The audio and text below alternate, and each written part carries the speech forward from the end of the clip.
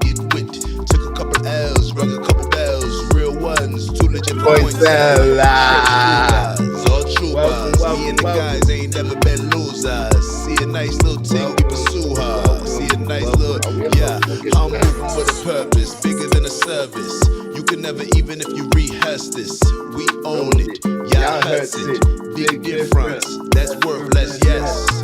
All we do is impress. Put the work in, never mind all the stress. You don't mind tests when you better than the rest. OG 101, it was all in the prep. Yeah, we some legends in the game. If you're scared to embrace it, then how you gonna change? Yeah, everyone wanna range, but the value that you bring, little boy, smart change. I'm just saying, it's like Set off my fan. destiny. Simply Grand Rising, good people. Grand Rising, good people. What's up, Patience is a privilege, I ain't messing with. OG, big fish. We the ones that you wanna get with. Took a couple L's, run a couple bells. Real ones. As you join, please make sure that you like. That's going to help boost the algorithm. Y'all know what it is. It's Monday. One of the greatest days of the week, right? This is the one where you get to set the tone on the rest of the week, set the tone on all those things that we say that we're going to set out to accomplish this week. This is where we set the tone. This is where we run down on kickoff and make the opponent know exactly how we're coming all week. All right? Day clean slate and patience is a privilege, I ain't got so I win. OG, big fish. We the ones that you wanna get with. Took a couple L's, rung a couple bells. Real ones, too legit for coin seller. Straight shooters, all troopers. Me and the guys ain't never been losers. See a nice little thing, we pursue her. See a nice little thing, we pursue her.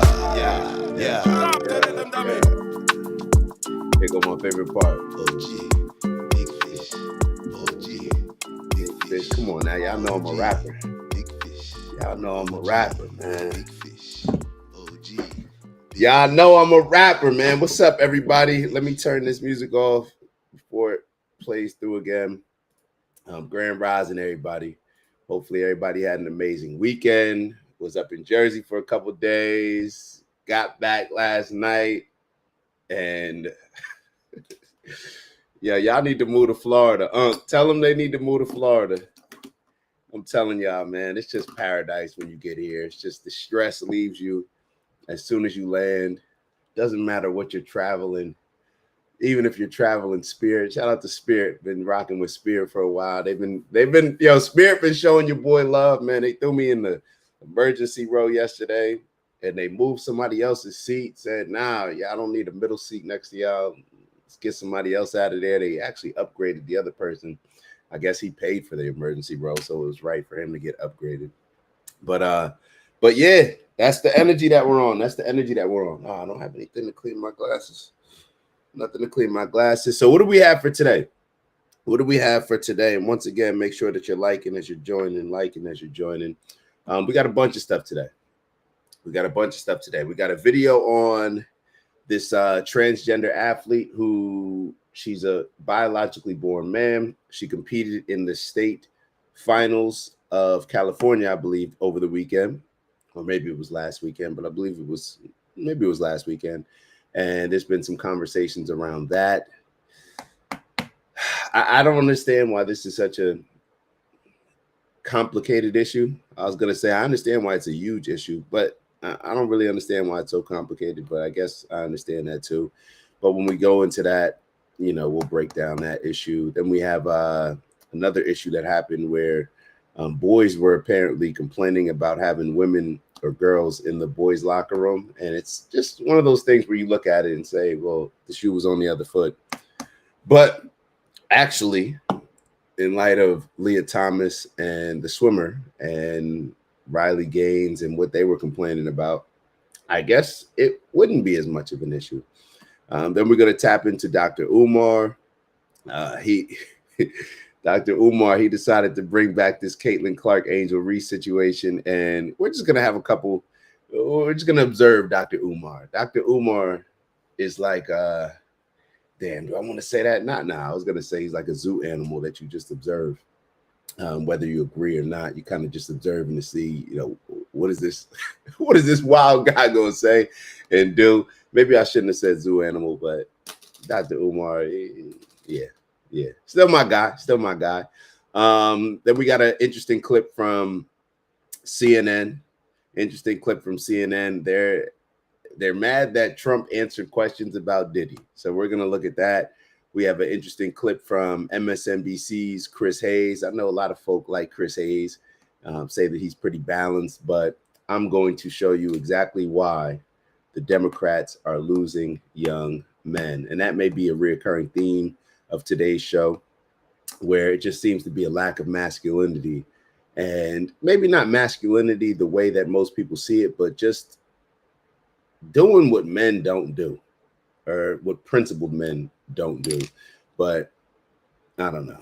And then we'll get into Burkina Faso's, their Captain Ibrahim Traore. Hopefully I'm pronouncing it right. He's going to show us exactly what being a father and a man is. So we got a bunch of different clips, and then we got some icebreakers that we'll get into. I believe we'll even start off with, maybe this will be the first, where we'll start off with a positive icebreaker. No, we start off with positive icebreakers, but we got a positive icebreaker. I believe it's a short from LaRussell, where LaRussell, I saw this clip by Hustle Mindset, and I like what was being said, and it spoke to me. So hopefully it speaks to y'all as well. Let me make sure. Hold on one second. I just want to make sure that see? I'm glad that I checked that feature. If I was sounding real normal, that's because the microphone setting wasn't on.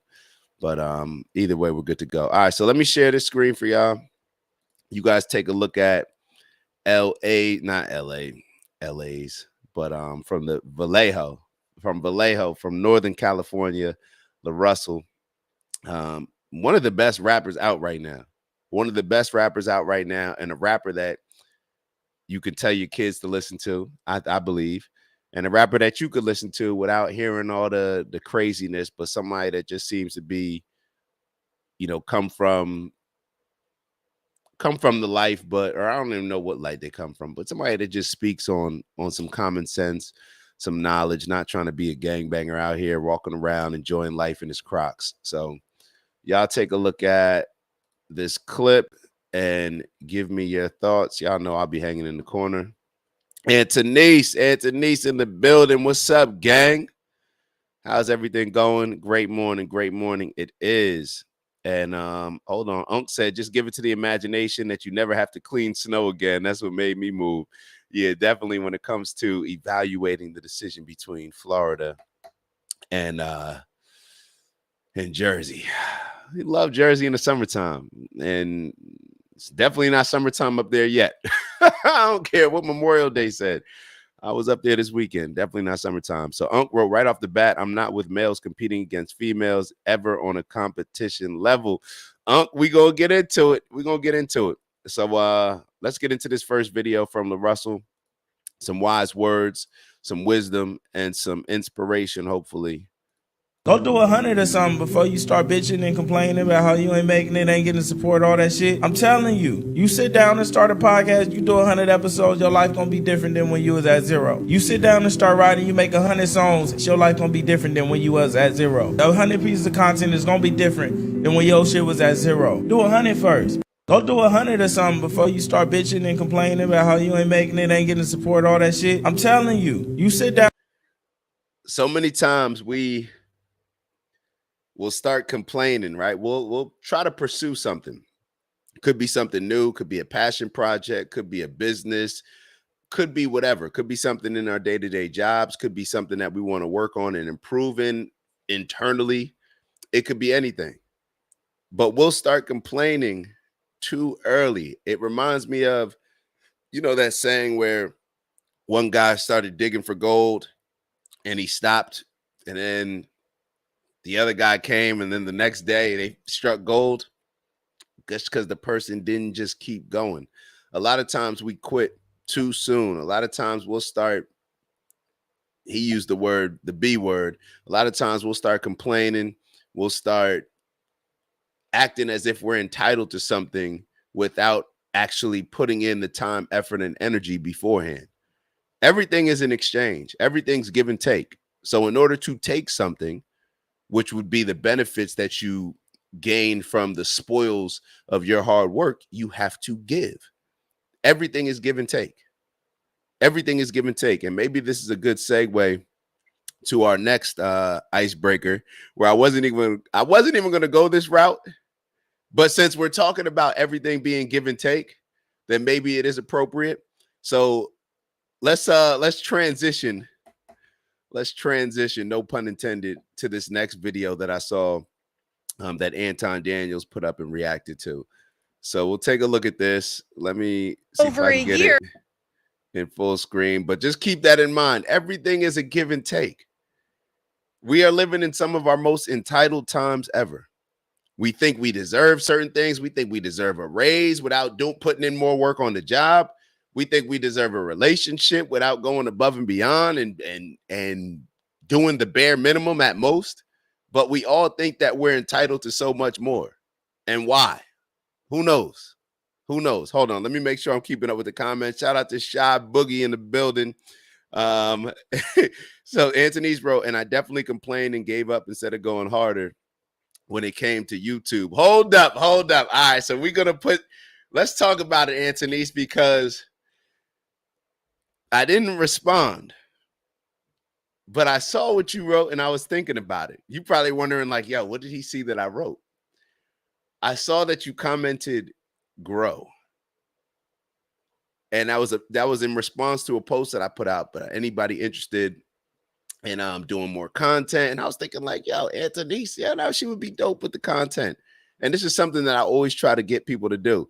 I always try to get people, if you have something that you're passionate about, something that you're interested, something that you want to make an impact, something that you want to speak to the world on, or something that you just want to speak to your smaller, larger, whatever it is, your specific community, I always recommend people jump on YouTube. It's going to help from a public speaking standpoint. It's going to help with a lot. It even helps with my mental health, like seriously.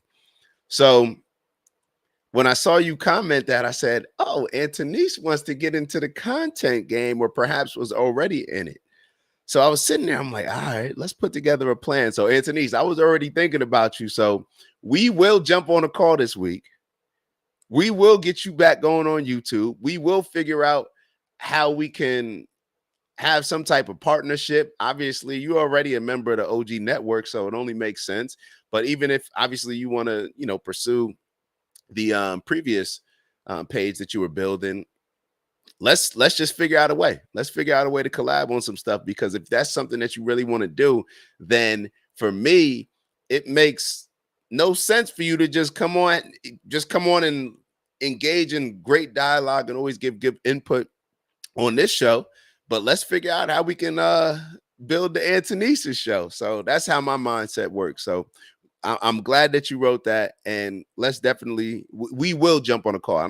We'll jump on a call this week and make sure that we're getting into that. Unc Rose, so what you're saying is all those great drivers that gave up on the first race could have turned out to be Mario Andretti. That's exactly what I'm saying, Unc. And I don't know if I played for y'all the advice that Sugar Free. I don't know if y'all familiar with Sugar Free. He's a rapper. He's a he's a former, I guess you would say the word former pimp, but he was given some good game. And I'm not sure if I showed y'all the video. I probably didn't show it on the show, but he was saying that, everybody got the same amount of days. These fools got the same amount of days as Michael Jackson, but they choose to be some bum. Like, y'all understand what he said it in a different way, but everybody's got the same amount of time. People just use their time differently, and people have different desires. So if there's people that give up, there's people that have great ideas but never bring them to fruition. And that is why it's so important. This book that I always leave, but I have a caption from the book that I want to leave with y'all, The Power of Now. So when we finish up, we'll talk about that. But that's why it's so important to move on energy in the moment. Don't wait. Don't procrastinate. If you have an idea, that means that the energy is right there. The frequency, you're riding the frequency. It's like being on a wave. You're going, let's say you're going surfing. I've never surfed, so I don't know exactly if this is how it works. But if you're surfing, Or if you set your sails on your sailboat and the wind comes, either the wave or the wind's coming, and you're like, you know what, we're gonna wait till the next one. It may not be a next one. The wave is here now. Ride the wave now. So that's kind of how I'm looking at it, just from my mindset, because that's something that I got to work on as well. So let's keep building. Let's keep building. All right. So going back to this post, remember the last one was about give and take that LaRussell was talking about.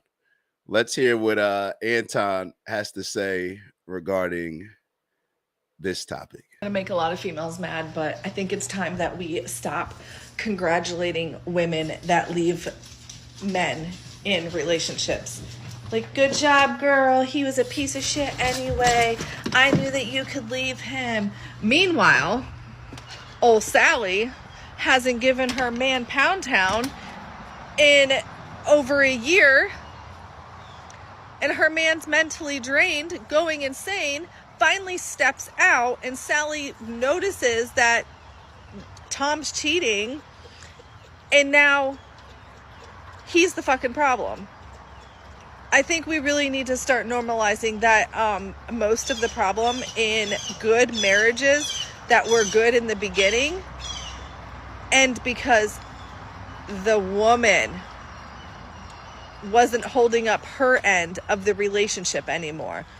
Now, a lot of people will say, well, you can't say that's the case with every relationship. You absolutely cannot say that's the case with every relationship. However, we have to understand the impact of culture, the impact of society. We are living in a world where we tell women they can do no wrong, where we're not criticizing women. You can't hold a woman accountable, all these different things. So it's obvious to me, maybe it's not to y'all, I don't know, but it's obvious to me that if it's going to lean one way or another, we're not running around telling the men that, oh, you don't have to do this, you don't have to do that, you could just be a bum, you don't have to make money. No, men are very clear on the things that we need to provide or the things that we need to bring to the table in order to qualify for certain things. Now, that doesn't mean that every man is going to do those things, but they will probably understand that them not being willing to sacrifice and give, that they're not going to also take away the things that they would if they did give. They understand the balance. We talk about this all the time. When a group of men meet a group of women, it's very clear from the dynamics amongst the men that who should be talking to who qualifies for who. Then on the flip side, when it's the group of women, all those group of women will think that they qualify for that one guy, the one that everybody wants. Y'all know what I'm saying. So we can sit here and say, well, this is not all relationships, but in my opinion, that's why I'm showing it to y'all. We are creating a society that, and based on the culture that we're pushing, we're creating a society where men and women, we're not compatible. We're not compatible. When we sit back and wonder, well, why aren't men and women getting married as much? Why aren't men and women having kids as much? Well, we weren't raised to be compatible with each other. And we're also living in times where we don't need to be married as much. So you have the necessity's not there, right? We don't need to get married to make sure that we can have kids working out on the farm. And we're looking at kids having kids to make sure that we can pay the bills. It's not like that. We don't, women, just from a women's standpoint, you no longer have to rely on a man. You can have your apartment by yourself. You can have your apartment with your girls. There's not that need there. So when you couple that with the influences that society places on us, where women are perfect just the way that they are, don't let anybody change you, then what do you expect to happen? All right, my fault. I haven't been looking at the comments, but maybe that's I figured there would be something in there. All right, so Unc wrote, from the start of creation, life and sex has been part of life between man and woman. Somewhere back in the day, you can blame the Romans of promoting it, but I don't have to go any further. All right. And that's why the woman that uses sex to advance somewhere in her position in life, to me, is only doing what God gave her the ability to do at the age that she is, because they only have about 20 good. Okay. So, Unc, let me ask you this. So you think that women should be using. Now, when you say use, what do you mean by using their sexuality to advance their position? Like, what exactly do you mean by that? Because the question that comes to mind, or the topic that comes to mind, is, let's say, like a Joy Taylor, who will say that, hey, I'm going to sleep my way to the top and I'm going to use it as leverage if I get into a position where I either need to get a raise, or if I'm potentially getting ready to be fired where my job is on the line, I'm going to use it to my advantage. Now, are you saying to almost use it, but have a certain amount of integrity with it? Because I don't think that all women, I guess, should use whatever it is that they have to get a desired result. But there has to be a certain amount of integrity there, it seems like. And maybe I'm not saying it right. Like, for example, men were attracted to pretty women, right? So I don't think that a woman should wake up and not want to make herself look as presentable, as beautiful as possible. I think men should be doing the same thing. You should make yourself look as presentable and as attractive as possible. You should work out. You should take care of the things that you're eating. You should be all these different things. But to me, it's using it for the right reasons, I guess. Would that be the case? I don't know. Let's keep going. But Hulk wrote, but yes, they do use it, sleeping with the boss or someone to get ahead, and that's also an advantage for both sexes. Unfortunately, it takes the one that's using it for the ability. Yeah. Discipline, discipline, I guess, comes to mind for me. All right, let's keep going. Oh, I'm too tired. Oh, my stomach hurts. Oh, I have a headache.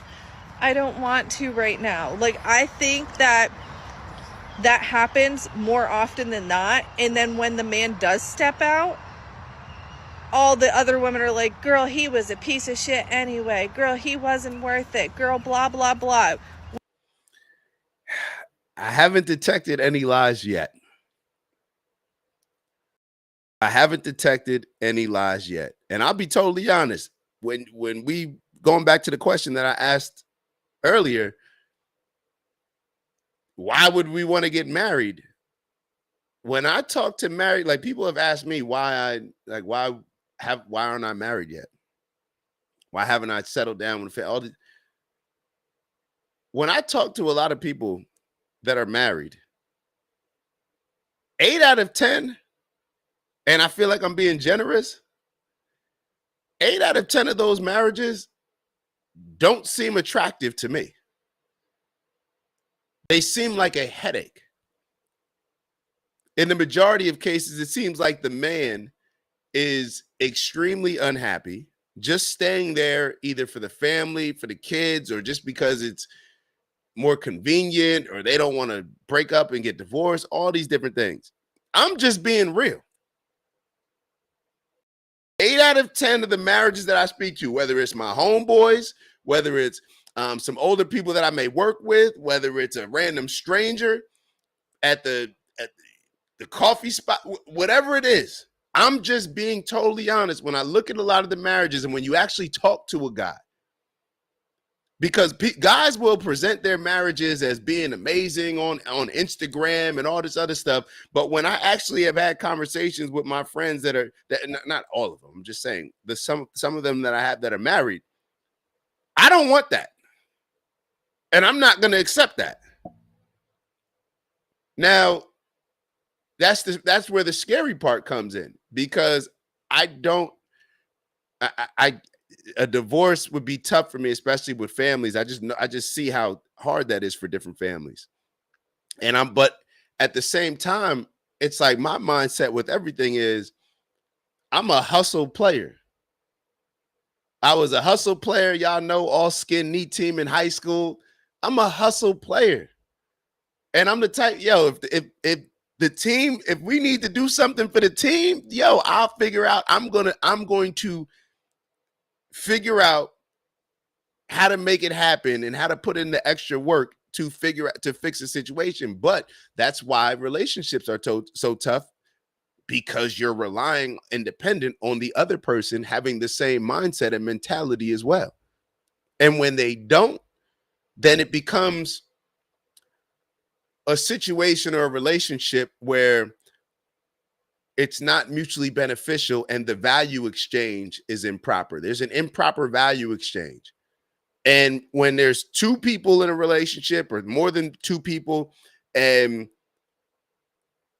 there's a dynamic in that situation where one person feels that they're giving more than they're getting, it's always going to present a problem, in my opinion, just from what I'm seeing. So, ladies, I'm just being totally honest. When it comes to this stuff, in my opinion, this is something that the ladies got to step up on. And the ladies that are stepping up on it, you probably have these conversations with your friends as well. And yeah, I don't know. But the whole, I don't know. Let me get some other people's opinions. Hold on. My fault. Unc going crazy on here. Unc going crazy. Oh no, I thought Uncle not going crazy. I'm talking about the comments. I thought I had a lot to read. It's called a honeymoon phase and a marriage for a reason. Antonice wrote, marriage is the best thing I've ever experienced. Antonice, this makes me smile. I'll be totally honest. It makes me smile. Unc wrote, some marriage people have that agreement that regardless to what sex is not an issue, but yeah, women do use that against you. Being a 60-year-old man, trust me, I heard all the excuses probably a dozen times. Each with different sidelines. Yo, I'm just being honest, yo. And this is the thing. That's why I said, and Anthony said this is true. Like the people that are just being honest with it, you know, in my opinion, the people that are in great relationships, I would imagine that when you sit down and talk to your friends who may not be in relationships, or you hear these kind of conversations, you're probably just like nodding your head saying like, yo, this chick crazy or this dude crazy. But you know what I mean? All right, let's keep going. Let's keep going with the video. Let's keep going. When in actuality, you had a good ass man. You just didn't know how to maintain him. That's all facts. All facts. Now, let me preface this by saying that this doesn't mean that every single guy is a good man. That goes without saying. But too many times I've heard of men that are in sexless marriages that is not even doing anything wrong. And you will see women online congratulating each other for walking out of a situation where all they had to do or all she had to do was put in a little bit more effort. You know, the same amount of effort that she was putting in when they first met, and she was really begging to get a ring and she was really desperate to be married to him. But then when she got comfortable or when she got into the situation, it automatically changed into something different because the new requirements set in all of a sudden after the honeymoon phase was over. Yeah. And I'll be honest, Anton's talking about, Anton's a little older. So I think Anton's about 42, 43. So he's a little older than me. I'll be honest, Anton, yo, he's talking about what the women were doing in the beginning when they wanted to be married and all this. I don't even know if that's happening in the beginning nowadays. I don't even know if that's the energy in the beginning. I don't know if in the beginning of, dating and whatnot, if they even putting in the effort in the beginning. Like the entitlement is so crazy right now and so extreme that it's almost from a mindset of you need to prove yourself to me. That's what, and I'm not blaming women for this. Let me back up for a second. I don't blame women for this. I actually blame men. We have created and fed into a society, in my opinion, that makes women feel exactly how this lady is describing how a lot of the women that she interacts with feel. We've created this society, Anton. So I can't even sit here and say that, oh, they were doing everything in the beginning. Nah, I don't know about that. But then the question is, what do people even want to get married for? The people that do end up getting married.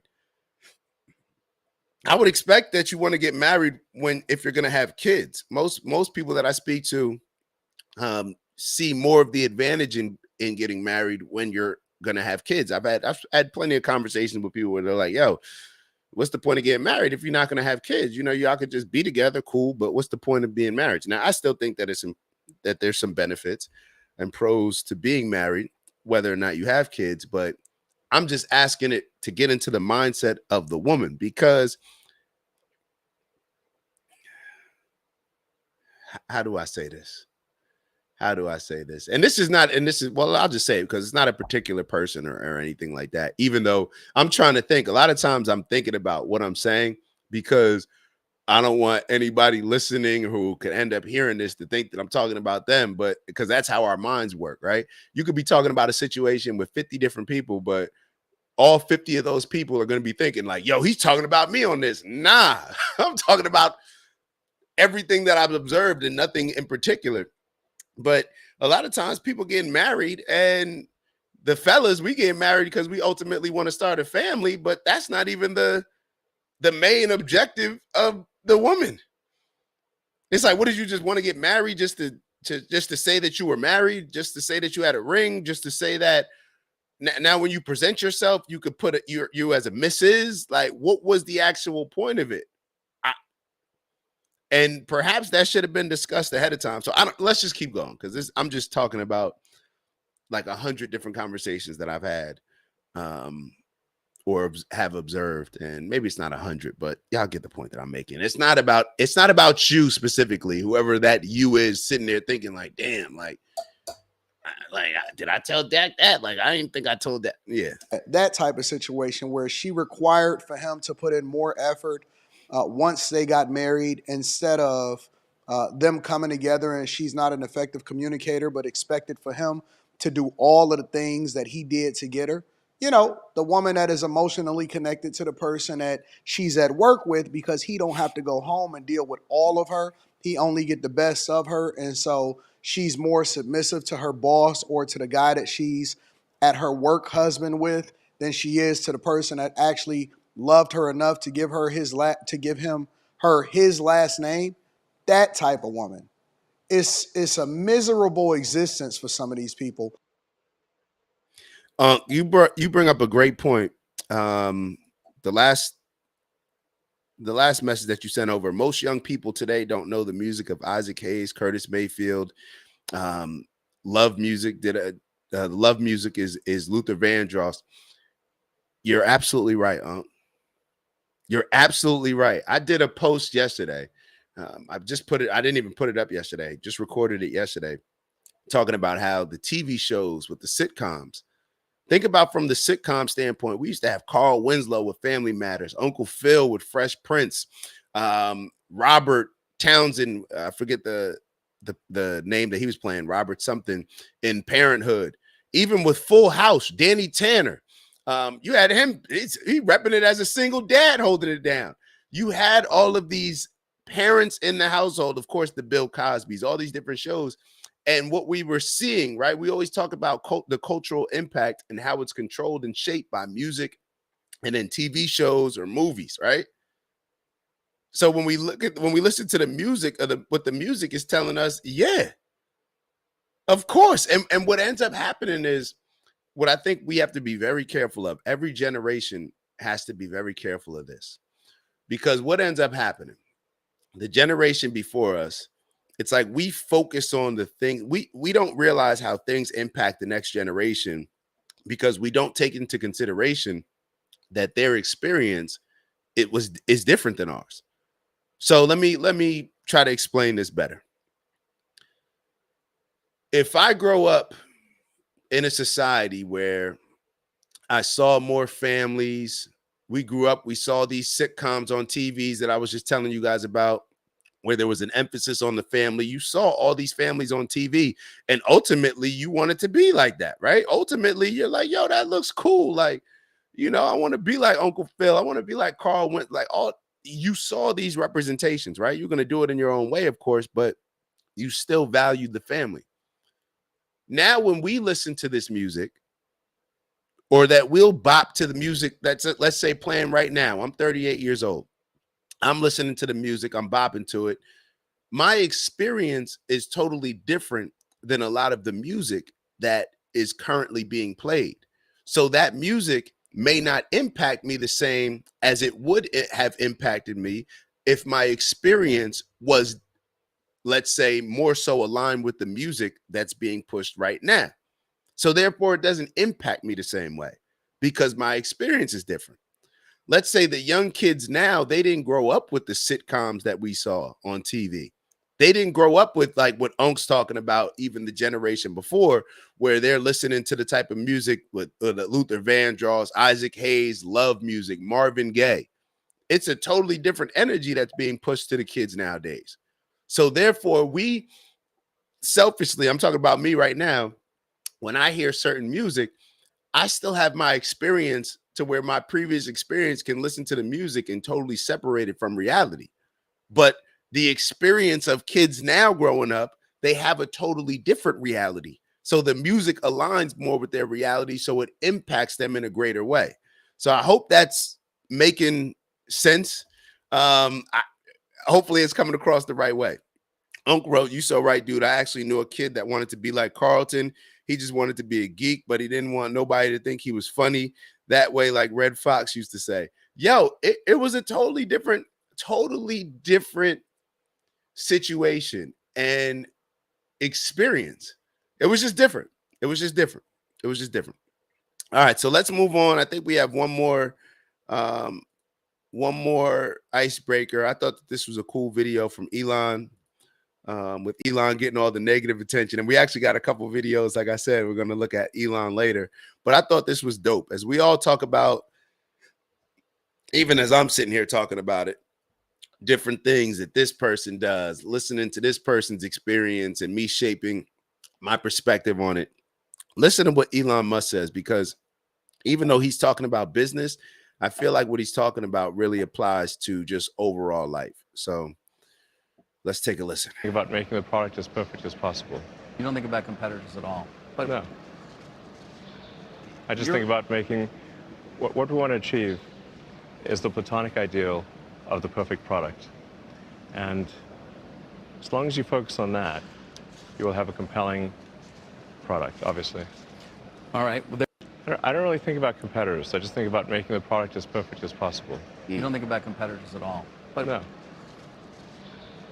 I don't think about competitors. I just think about making the product as perfect as possible. What I took away from this is the focusing on self, focusing more internally than externally, controlling the controllables. I can't be worried about what that person's doing, what this competitor's doing, what that person's doing. When I become my best is when I focus all my time, effort, and energy into improving me. And then let the chips fall where they may. Then let's compete. Then now I'm ready to compete for with whatever. I want to be aware of certain things that maybe, the competitor's doing, but in all actuality, that may limit my thinking in certain areas. That may distract me in certain areas. My job is to create the best me. When I'm focusing on what this person's doing, that person's doing, and that's going to influence me, that may take me off of my foundational principles, my values, my morals, all the different things that I want to be for me. All right. For me, based on the things that I want in life. So I thought that was just a cool little life lesson. All right. Let's get into some of these veggies, man. These veggies, not the meat of the show. Let's get into some of these veggies. Let me hide this real quick. What are we going to attack first? Let's just see whatever comes up. Matter of fact, okay. So do I want to do that one? All right, so let's look at this Burkina Faso with Captain Ibrahim Traore. So there was a story that I saw where Burna Boy offered to do a free concert. So if you're not familiar with Burna Boy, huge Afro beats artist, I believe he's from Nigeria, and he offered to do a free show for Burkina Faso. So Burkina Faso, that's the country in Africa with Captain Ibrahim Traore. Hopefully I'm pronouncing it correctly. He's been pretty popular. He's the one that we shared a video a couple weeks ago that Putin actually sent his jet. This guy has had multiple, and Putin sent his jet to make sure that he was protected and to let the rest of the world know that, we rocking with him. And it's because he's had so many assassination attempts on his life. Like his main bodyguard spoke about how he's been offered millions of dollars to take out this captain, and the people in Africa throughout the entire continent, it seems like, are looking at this brother like, yo, he is him. All right. So Burna Boy wanted to get involved. He wanted to offer his services, and he got a surprising answer, perhaps. But let's get into the video. And I'm excited for y'all to see this because it reminds me of what a father is, what a man is, or what a father and man should be. Let's take a look. Grammy Award-winning star Burna Boy has offered a free concert to the people of Burkina Faso. A lot of people celebrated this when he first said that, and now it seems like people are split and they're not really sure if they want to support this or not. There's many reasons that they are giving, but the main criticism being, why are you distracting these people? Right now, they're in the middle of a fight. They are in the middle of a revolution. They are trying to change their situation. They don't need you to give them a free concert right now, is the first one. And the second one I've heard is that you haven't given your voice to Free Congo, you haven't given your voice to what's happening in Sudan or even your own country, Nigeria. But now, why do you want to focus on Burkina Faso? That is the other argument I've been hearing. But of course, the positive feedback he's been getting is from Africans that believe that this is a great gesture to show solidarity and unity and to show the people of Burkina Faso that he loves them. Anyways, fam, watch this clip. We'll come back and discuss. So now they're saying that Burna Boy is trying to go to Burkina Faso to perform. Now they're saying Burna Boy is trying to go to Burkina Faso to go perform. Why? Why do you want to go perform now? See, that's the thing. The CIA right now is at work. They're trying to get their high-paid performers, aka I compensate the slaves, to go out now and, distract the people. So now they're getting Burna Boy. Burna Boy, you've been an artist for so long. Congo been going through genocide forever. You got guys like Shaka Bars down there trying to get you guys to talk about what's going on in Congo. You feel me? And you guys won't even say free Congo. Now you want to go to Burkina Faso. As you heard, some people are on the fence about this. So I do feel, bro, because it seems like this is no different than, how certain attorneys, they have to do pro bono work. This is just marketing. Every company does this where they donate certain money, they'll do certain giveaways, but they wanted their donation to help with their branding, right? Oh, we're going to give to this cause and we're going to support this. And they want to put as much marketing and advertisements around it to let the rest of the industry, let the rest of the world know what they're putting their efforts behind. And hopefully that's going to increase or improve the branding of how people see this particular company. To me, it does give a little bit of that. Now, Burna Boy may just be like, you know what? This is something where I respect, I look up to what they're doing over there. I want to be a part of it. And there's nothing wrong with Burna Boy expressing that interest and offering to do a free show. Dope, right? But this is where I want to come in. Hold on. I need a bigger screen for this right now. The reason why I wanted to show the video is because shout out to Wagwan, shout out to Bez in the building. I see you. The reason why I want to show this is because this is what a father does. This reminds me of what a father does. You ever been with in a situation or seen a situation where, somebody, you can get offered something where it's a lot of fun and it's free and they're going to give you this, and Pop's got to step in and be like, nah, we're not doing that. We're good. We're good. And you find out because it's for reasons that we couldn't currently anticipate or we weren't thinking about in the moment. Oh, yeah, Burna Boy is going to come to Burkina Faso. He's going to do a concert. He's going to do all. Yo, we're at war. We're focused. We're on point.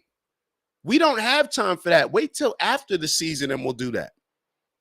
Right now, we can't afford any distractions because any distractions that will knock us off our square and knock us off our purpose of what we are currently looking to achieve. We're climbing mountains here. We're going up against something that is very difficult, and we have to stand on business. And to me, that's exactly what Captain Traore did when he turned down Burna Boy going there to perform. And I think Burna Boy may be a little bit delusional. Not that it's his fault, but be a little bit delusional about the impact of his music. Not that it's not super impactful. It's definitely super impactful, but the way that he may think that it's impactful, he may be a bit confused. Now, I know that Bob Marley went through different stages of his career, and that's actually why he separated from working with different people when he left Jamaica, and I believe he went to Europe, and he was doing a bunch of stuff, or he went to Africa, where he, neither here nor there. But I don't know if people are hearing Burna Boy's music and getting the type of rise that they would get from a Bob Marley. When you think about like the Redemption song, Get Up, Stand, all these different, I don't think that Burna Boy's, your soundtrack is not fitting necessarily for what Burkina Faso is going through. That's just how I see it. So for this leader to understand that he's going to take certain heat from turning down one of the most popular artists in the world from doing a free concert for his country, because he understands that that's going to do a disservice ultimately and distract my people from our goal and our task. It would be short-term thinking, a short-term satisfaction for him to say, you know what? Yeah, let Burna Boy come here. But then if it distracts people and changes their mindset and gets them off course, then who are they going to blame when they don't accomplish the goals that they were looking to accomplish? Instead, he said, I'll take the heat in the short term, but people will thank me in the long term. And even if they don't thank me, it doesn't matter because I'm doing what's best for the country. He did the opposite of what most politicians do. These politicians, you see Mayor Eric Adams sitting down having hookah with shout out my boy Nims. I got to see him at Super Bowl, but you see him sitting down with all these rappers trying to act like he's Ghost from Power, all these politicians. This is one of the reasons why I bang with Trump, because Trump was always bigger than all the celebrities. He doesn't have that same type of energy where you see a lot of these politicians, in my opinion, where they're just so excited to be around their favorite artist, their favorite singer, their favorite whatever, that they become fanboys around these people and don't even understand that by you celebrating and putting these Meg Thee Stallions on a pedestal to be at your convention in order to hype black people up, in order to vote for you, that you're actually doing a disservice. You're actually empowering the people who push a brand and push a culture that's most destructive to the community. He wasn't willing to do that because he's standing on business, and that's what a leader should do, and that's what a father should do. But fathers, nobody wants to be a father. You wonder why nobody wants to be a father? Because you take all the heat and you get the least amount of appreciation. You take all the heat and get the least amount of appreciation. You're the one that's got to stand on business. You're the one that has to be right. You have to be right as a father 100% of the time. Everybody else can be wrong here and there, but because that ultimate decision comes down to the leader, the father has to be right all the time. Because if the father's not right all the time, that means that you're wrong. A father's wrong one time, and it could lead to things that are very detrimental to the family. Other people can make mistakes. The leader of the team is held to a higher standard. It just is what it is. So when people look at fathers and stuff, there's a reason why nobody wants to play that role. There's a reason why a lot of fathers, these current fathers, are growing up trying to be friends with their kids instead of trying to actually be fathers.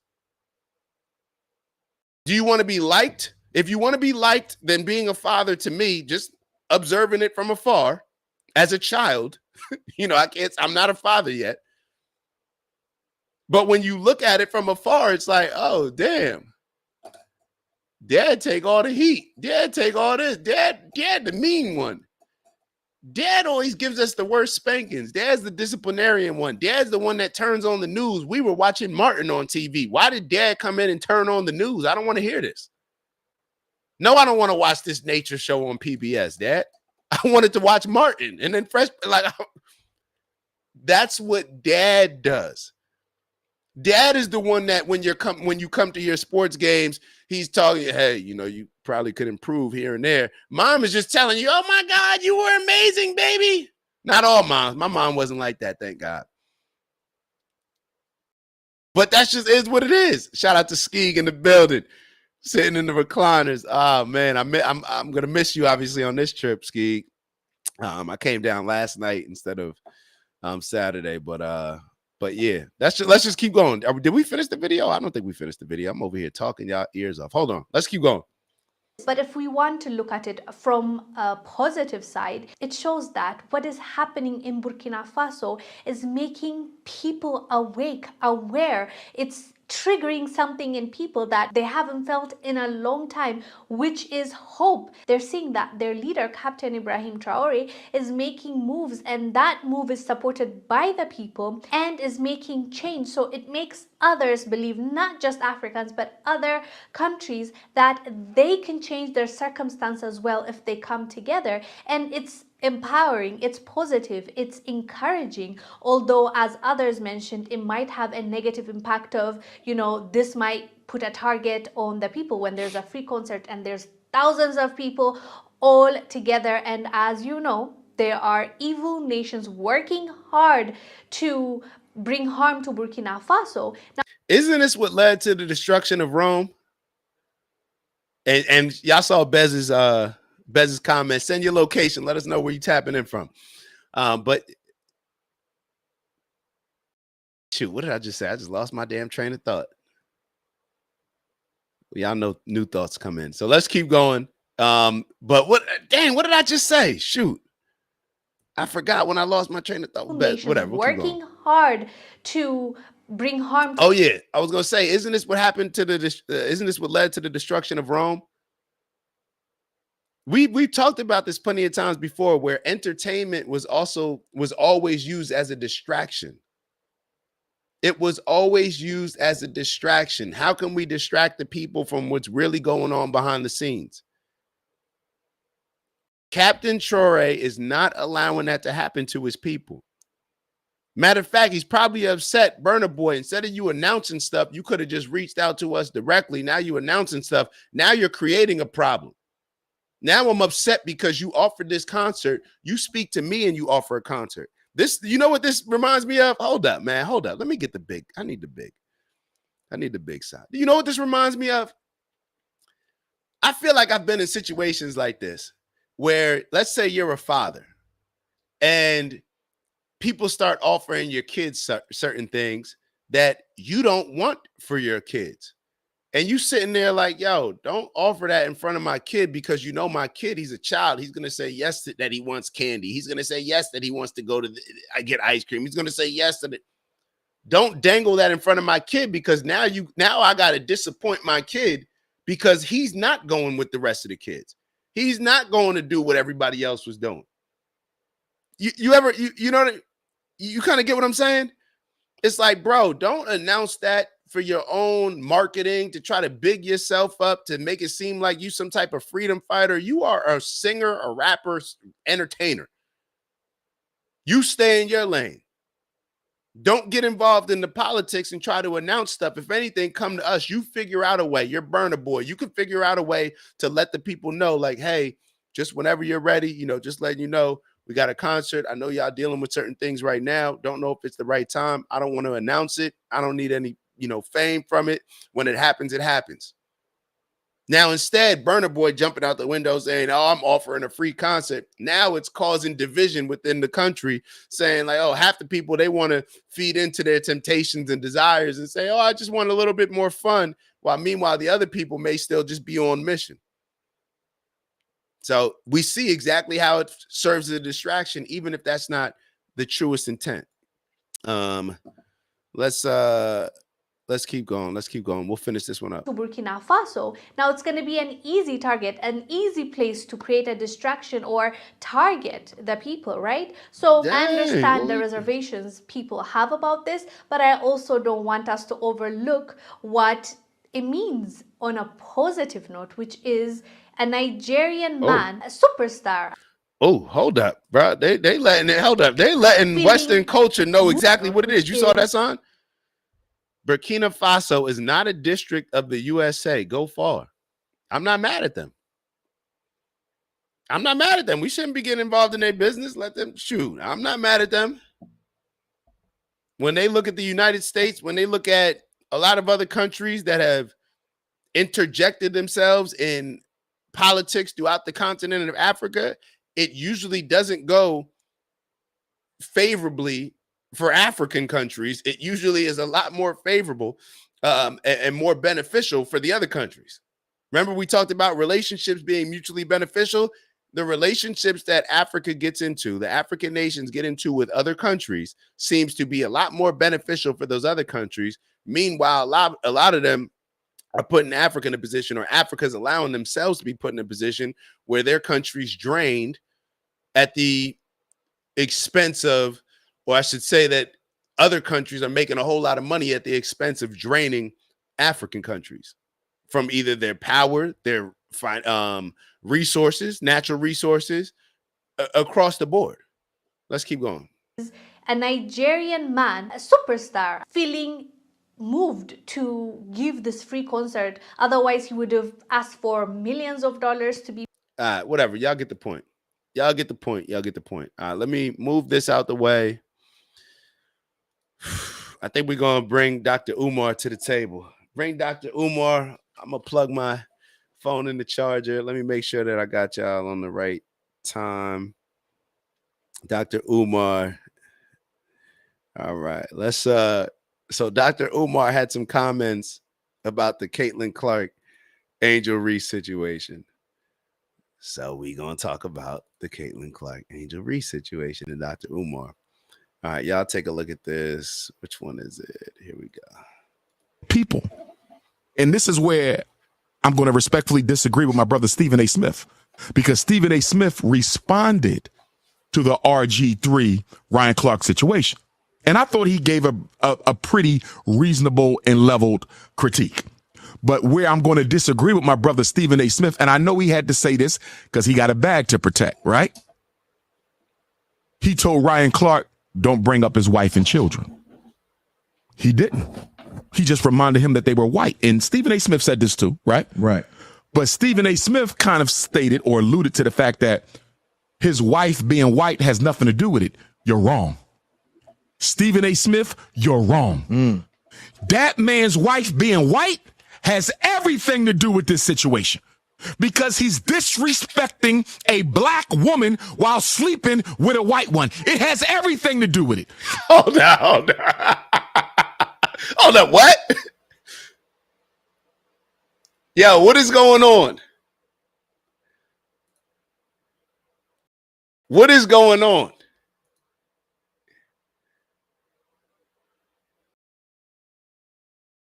What is going on? So Dr. Umar, this shit is crazy. So this is back to the RG3 Ryan Clark situation. This just shows how simple of a people we are at times. This whole conversation, because RG3 had his white wife sitting there when he made a critique, or I don't even know if it was considered a critique. The main point, he said that Caitlan Clark hates, or he said Angel Reese hates Caitlan Clark. So what? That's not even a critique. If somebody said Larry Bird hates Magic Johnson, or Michael Jordan hates Isaiah Thomas, so what? Yeah, I hate him. Matter of fact, there's a lot of coaches, there's a lot of fans that if you don't hate your biggest rival, now that's the problem. What do we always talk about with football now, with players after the game exchanging jerseys, wanting to be friends? The LeBron mentality. I want to be friends with people. Back in the day, you wanted to destroy and kill that person. You got the bag, I want to take your bag, and now this is my family's bag. That was more the energy before. So now Dr. Umar is turning this into, yo, is this what people mean when they say the whole grifter thing? I never knew what that word meant. So I looked it up maybe like a month or two ago, and I'm like, I think that, like, I think this would qualify. I don't know. But is this what people mean? Like, So now if somebody's married to a white woman, they can never ever say anything about a black woman ever. Even if it's their job as a sports commentator, as an analyst, they can't critique them. They can't say it in a bad way. This is insane. Yo, this is what, when we talk about solving racism with more racism, you just end up in this evolving, like it's the same cycle just repeating itself. It's white people, you can't say anything bad about a black woman if you got any association with white people. Like, what? So if a white person sat here and said, well, I ain't hiring no black people, I'm not, now we complain, and now we stage and target protest when white people don't behave in the way that we want them to behave, right? But then Dr. Umar, he's pretty much saying that RG3 is a traitor to his race for marrying a white woman. And because he's married to a white woman, he can never, ever say anything about it. Let's just keep going. Let Dr. Umar keep going. You can't say a snow bunny hopper is publicly disrespecting a 23-year-old black girl, young black sister. It has nothing to do with the fact that he's married 2 white women. Right. It has everything to do with the fact that he married 2 white women. Right. And yo, sometimes I can't even front when I hear Dr. Umar speak. Like, as of late, I just sit back and think. Now, I told y'all before, Dr. Umar, I give him a lot of credit for teaching me a lot of things maybe about 10, 15 years ago. I give him a lot of credit. He was one of the first people with Hidden Colors, him and Tariq Nasheed, that were really pushing me to learn more about my background, to become more enlightened, to become more conscious, whatever word you want to use to describe it. But the more I hear him speak, as I hopefully become more mature and more solution-based and solution-oriented, rather than just combative and trying to always bring up problems and focus on the whatever he tends to focus on, rather than focus on the solutions, in my opinion, practical solutions. This just makes sense as to why black people specifically, and perhaps why other cultures, but black people more than any other culture, I'd have to sadly admit, why we haven't been able to win. The more I hear him speak, it's like, yo, this is the distraction. In a lot of ways, this is the distraction. Because it focuses on a whole bunch of other stuff that, in my opinion, this is his only outlet right now. Dr. Umar, all these changes that you want to implement, all these critiques that you have for so many other people, and for how black men should be conducting themselves, you're not living it yourself. You're not living it. And this is something that I got to constantly check myself on. I'll be totally honest. But Dr. Umar, like, I'm not out here critiquing black men to pacify and take accountability off of black women. I'm not doing that. That's what you do. That's what Dr. Umar does. But then he's the same father who admittedly is a deadbeat to his daughter. So it's just inconsistent. Dr. Umar, you've got your school that you've been working on, saying that you're going to open, like, for the last 10, 15 years. It hasn't opened yet. So it's just, for me, and hey, Dr. Umar, super intelligent. I know Tom Sowell, we just got different goals, I think. We just got different goals. And sometimes when, even though you can learn a lot from somebody, you realize that people that you're following may have different desires, different goals. Their end destination may be a totally different place. So therefore, you got to adjust your navigation. Like, you were following this person, but now you got to realize, like, oh, he's going over there. That's not really where I'm trying to go. I'm trying to go over here, which is cool. But all this sensationalism where it's just like defending black women at all costs, like, bro, is just, this to me just seems like a grift, bro. It seems like a grift. It seems like he just takes the racial issues a little bit too far. Now, people may say that, matter of fact, me 15 years ago, I would say, nah, he ain't taking it too far. It always does impact this. I would connect the dots in ways that I no longer choose to connect those dots. But bro, it's just like, this is a bit of a reach for me. This is a bit of a reach to me. Like this is just, and Bez wrote it. We are walking contradictions. We really are. And we all know that the hardest advice for us, any of us to take, is to take our own advice. So it just is what it is, but it just seems like a little bit too much. Just Joy. Shout out to Joy. Happy Monday, beautiful soul. Shout out to Joy in the building. Antonice, because we think white people got to lose for us to win. That's a good point. And this is like, I feel like people like Umar, this is their fight. This is their brand. So rather than to change paths, rather than to do what Malcolm X did and change his position. Now, people can say it was for different reasons, whatever. But when you change your stance and change your position, like sometimes that's necessary.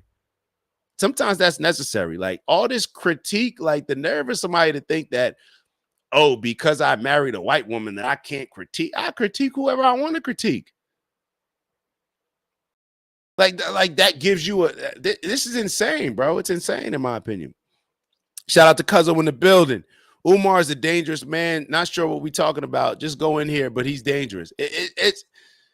And the reason why you're saying he's dangerous, in my opinion, Cuzzo, you tell me if I'm wrong, but it's the same reason why, like I said, Burkina Faso thought that, or Ibrahim Traore, Captain Traore, thought that Burna Boy is dangerous because it just distracts you. It takes you away from let me be clear.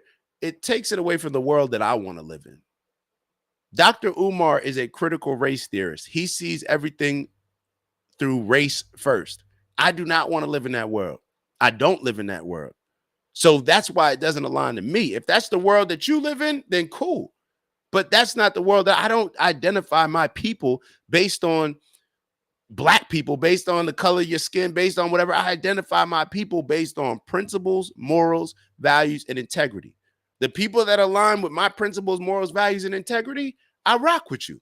If you don't, cool. We just probably not going to be as aligned.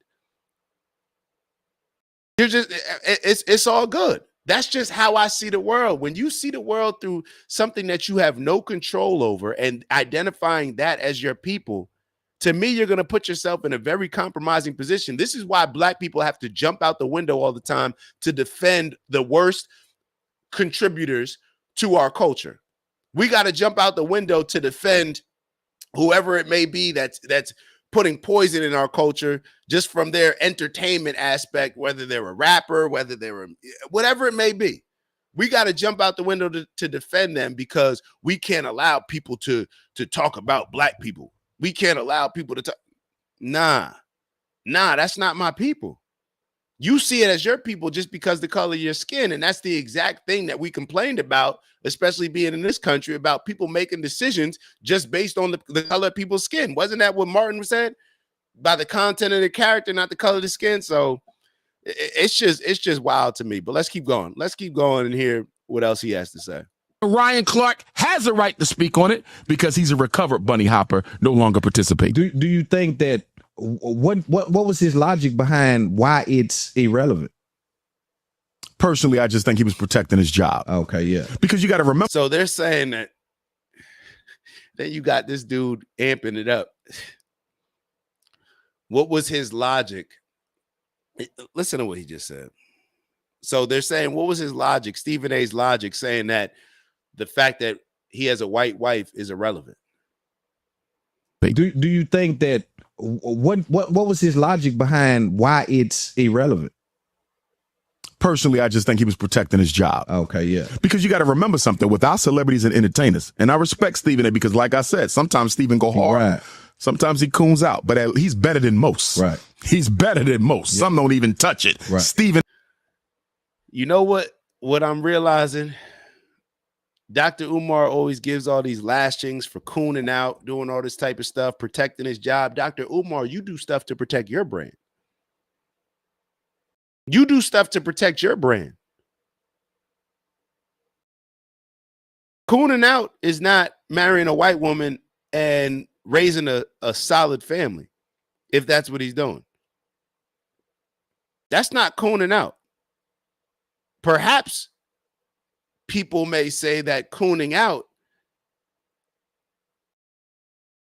is being irresponsible with who you have a child with and never being in your daughter's life, and then her jumping on social media because she can't get in contact with you by calling you, saying that you've never been in her life, but you've created a brand and an image to where you talk about men who are doing the same, exhibiting the same behavior that you are, and calling them all these names and whatnot. So maybe that's cooning behavior. Not being there for your daughter, that seems like more coonish behavior. If one of those two things are coonish. And A. Smith will at least touch it, so I got to give the brother some respect. In the white world, and for you to survive in it, you have to assume a racially ambiguous attitude towards all political issues. It's a tightrope. Right. Your attitude. Hold on. You have the white world. So I got to give the brother some respect. Listen to this. Listen to this. Y'all tell me if y'all agree. In the white world, and for you to survive in it, you have to assume a racially ambiguous attitude towards all political issues. It's a tightrope. Right.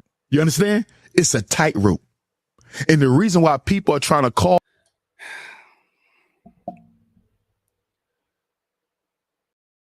in a time where the Democratic Party will stand up for, where you'll have oh man. Let me figure out a way to say this. And not that I'm scared to say anything. I'm just trying to really figure out how to say this. Ben Crump, who's no different than an ambulance chasing attorney, it is very profitable due to guys like George Soros, who put up big money for black people to do the opposite of what Dr. Umar just said in a white man's world, of where you have to be racially ambiguous on political issues. My son, a former rapper who never popped, who got locked up for a gun charge, I believe, made, I would assume, millions of dollars during Black Lives Matter. For what? For not being racially ambiguous, but for acting as if he's a victim of white supremacy. It is very popular right now. He's talking about you have to be racially ambiguous. Bro, we've created DEI. And you got the Democratic Party fighting for DEI. Now, obviously, we know that that's not really benefiting black people as much as other groups, demographics. But just look at what people stand on. You got white people standing up for in the Democratic Party, fighting for Palestine, fighting for this group, fighting for it. It is, if it was this before, then right now is a time where it is very welcoming for black people to lay in the comfort of our victimhood mentality, and white supremacy has oppressed us. And we can't get ahead. We can't accomplish anything because of white people. This is the time now more than ever that that's being pushed to the point where it's become super detrimental to us. So I don't know exactly what he's talking about. I know that that can be the case in certain situations, but so what? You stand on what you stand on. All for Ryan Clark's job. And I do want to support Stephen A. Smith and standing up for Ryan Clark. He said, this man ain't going to lose his job. And he a powerful voice over there. Yeah. And Stephen A. Smith said, I'm going to raise holy hell. Right. I'm not in charge. Right. But I'm going to raise holy hell if anybody tries to fire this man for telling the truth about this man. Right. So shout out to Stephen A. Smith for taking his brother's back on that. Right. Okay? But because you have to act politically naive, in order to be a successful black entertainer, that includes sports, you have to assume a political naivete in the face of obvious injustice. Think about that, Lou. You sitting on a you sitting on the panel on TV, and the police just unalive somebody. RG3 just disrespected your little sister Angel Reese with his slave master, handler, overseer, slave driver in the back, cheering him on with the whip. Look. Bez G wrote, it's interesting how folks talk about their love for being black, but complain and play victim like white folk are in charge of their growth, man. Let me say that again. It's interesting how folks talk about their love for being black, but complain and play victim like white folk are in charge of their growth. Like, yeah, pick one or the other. Pick one or the other, Umar. Like, either we're oppressed, either we're victims, or we're kings. Which one are we? Like, which ones are we? Either we're kings and queens, or we're victim peasants. Like, which one is it? Like, which one do we want to push? We can't just be playing both sides when it's convenient for us to play both sides, and then sit here when we don't succeed, say it's because white people held me back. White people, yeah, I know black people, we kill each other, but it's because of white people. It's because of slavery. It's because of yeah, we can go back.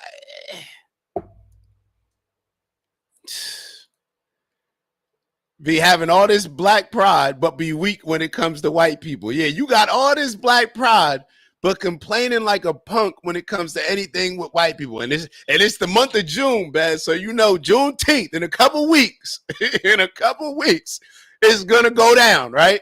Where all the black people wear amazing, black people wear this, black people wear that. Nah, you can't be a king and queen today, and then later in the day when things don't go your way, now you're, it's because of the white man, I'm oppressed, white supremacy, and all this other. Man, knock it off. It's corny, bro. It's corny. Which one is it? Like, which one you want to be? You can be whoever you want to be, but be consistent. Like, at least be consistent with it. All right, let's move on. All right, well, we'll watch it. Let me see this is getting crazy. Boom, she had a whipping him, tear it down. But guess what? You have to act like him having a white wife has nothing to do with this. You have to assume this posture of political naivete. Yeah. You have to commit. These old heads got to get out the way, man. I'm sorry. But Umar, it may be time, bro. We all reach that point where it's like we got to pass on the torch.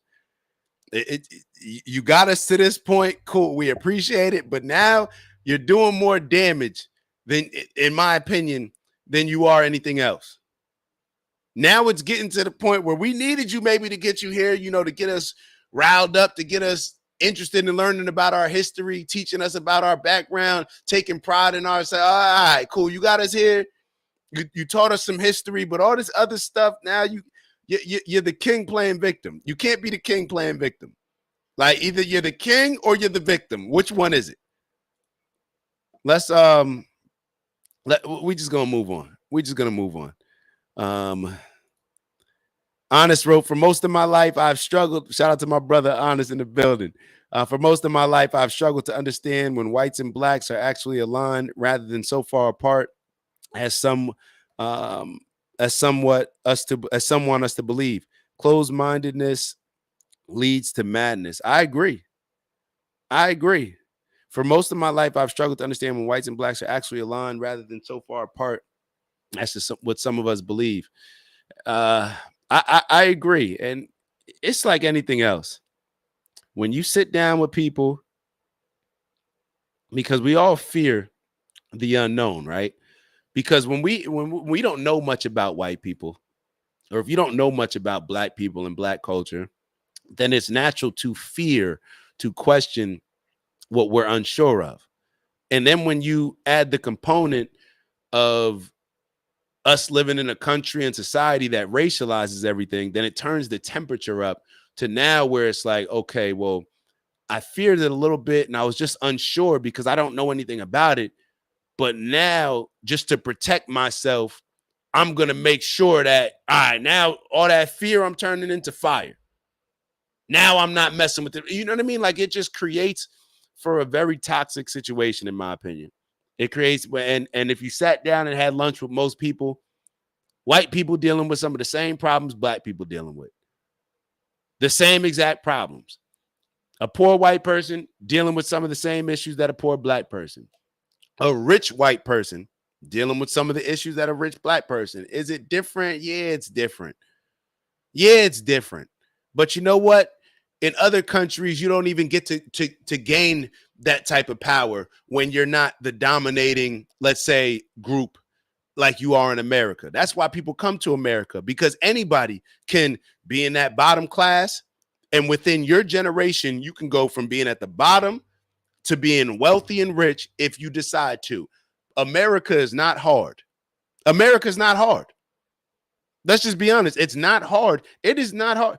You can live in America, work a 9 to 5, not pay attention to your job, not think about it at all after 5 or before 9, and make enough money to put food on your table, to provide for a family, to go on trips every once in a while, to watch Netflix and fall asleep at night, to not do anything extra if you don't decide to do it. We live in a country that provides us that. That's it. So, I mean, damn, like, maybe a little gratitude. Maybe a little gratitude. We need to show a little gratitude towards America for all the complaining that we do. All right, so let's move on. Let's move on. What topic do we want to? We're all out of sorts a little bit. All right, so let me show y'all this. They tried to talk about my boy Elon. Hold on, do I have this post up?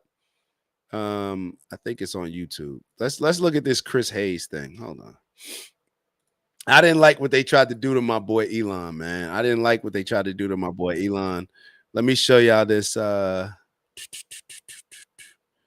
right, new intenso bombshell report. All right. Can y'all see it? All right.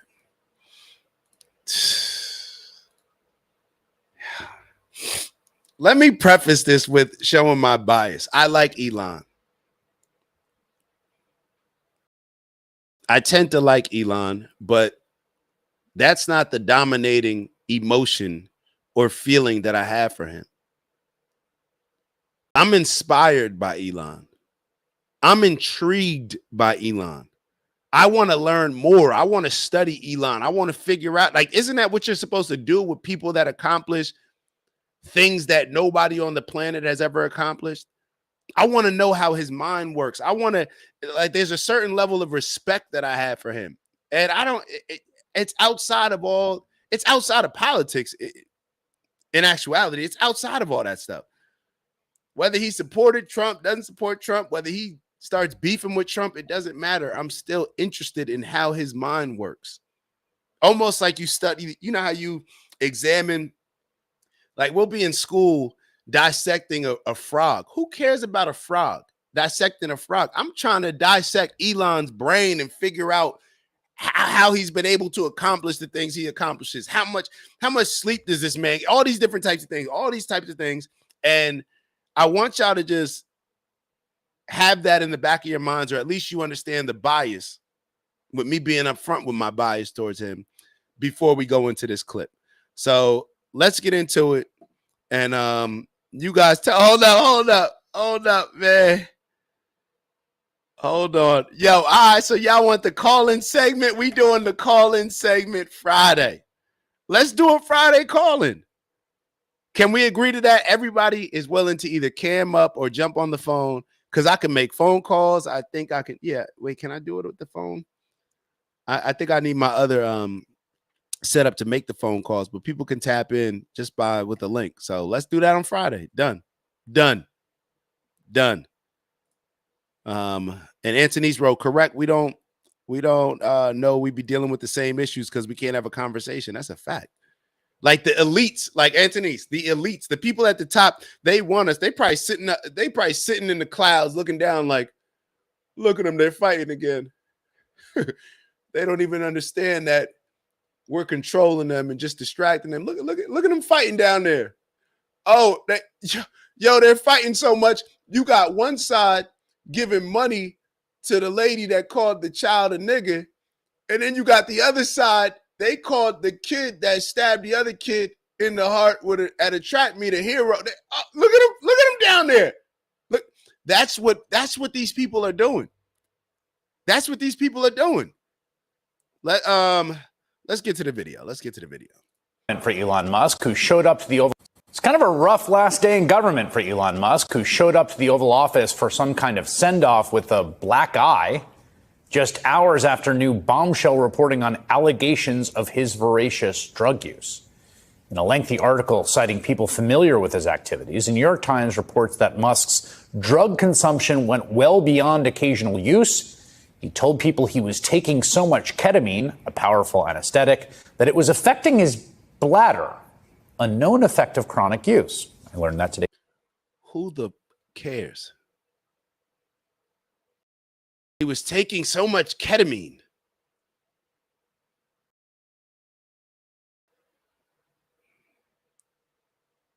Like, has it shown up to be an issue? And a lot of people may say, like, nah, that's important. Like Elon Musk, we should know if he's on certain drugs. Stop it, knock it off. You didn't even care when Joe Biden was out of his mind and doesn't even know what planet he's living on.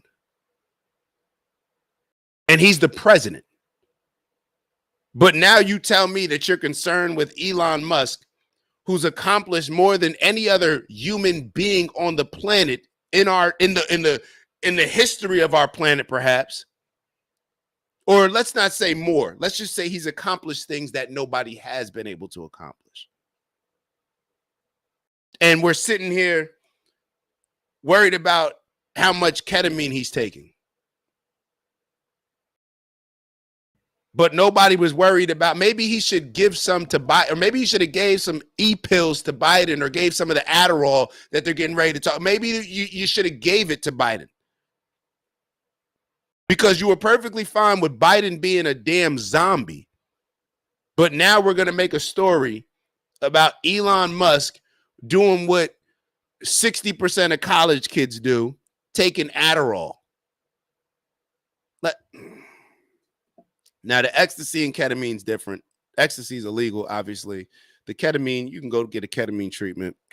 A lot of people actually, I've worked with different people that have ketamine treatments. Like, you go get ketamine treatment. It actually was regarded as one of the safest anesthesias that you could do when surgery. But, let's just keep going. Remember how I told y'all in the beginning of the show that a reoccurring theme may be like the emasculation of men and certain things, especially when it comes to the Democratic Party. So this is MSNBC, clearly. And they're talking like, we don't want people, taking drugs and stuff like that and overdoing it. But it's like, bro, like, is this really the energy that you have when you have a conversation? Like Elon Musk, he's about to get us to Mars. Like, Dave from New York Times didn't know that.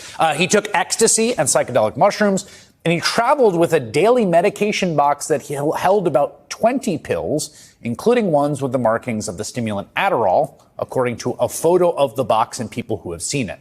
Oh my God. Elon Musk. He's amazing at balancing the drugs that he takes, and maybe they should do a study on him and how he's able to take these different drugs and still function at a high level. I don't know. He's taking mushrooms. Like, really? Is that what we're talking about, bro? Perhaps this is why the Democrats have lost a lot of the younger generation, especially with the young men Who can, bro? Maybe leave the ecstasy in, take the mushrooms out. Maybe leave the ecstasy in, take the mushrooms out, because the mushrooms are probably a lot healthier than a lot of the medicine that people are getting when they're going to the pharmacy. This is... The Times adds he that had a stimulant box. He had a stimulant box. Give it to Biden. According to a photo of the box and people who have seen it. The Times adds that while his drug use on the campaign trail was more than occasional, it is unclear whether he was taking... Exactly, Anthony. Nobody cared about the coke y'all found in the White House, though. Nobody cared about that. Right? Nobody cared about that, but y'all talking about it. Come on, bro. Stop. This is... Yo... we talking about shrooms? Like, this is not manly, in my opinion. Chris Hayes, this is not manly. You coming on and talking about Elon Musk taking mushrooms, bro? Like, yeah. Drugs when he became a fixture at the White House this year.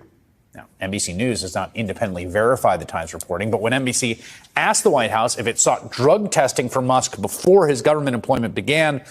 Hey, how many